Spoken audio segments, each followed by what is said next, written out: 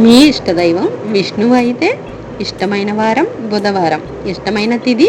ఏకాదశి, ద్వాదశి, ఇష్టమైన పుష్పం గరుడ వర్ధనం, అవిసె పుష్పం,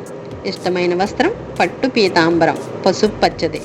ఇష్ట దీపారాధన 3 ఒత్తులతో, ఇష్ట సుగంధం శ్రీచందనం, ఇష్టమైన అర్చనా ద్రవ్యాలు పంచామృతాలు, ఇష్టమైన ఫలం బదరీ ఫలం, ఇష్టమైన నైవేద్యం అట్లు దద్దోజనం, ఇష్టమైన దానం ధాన్యదానం,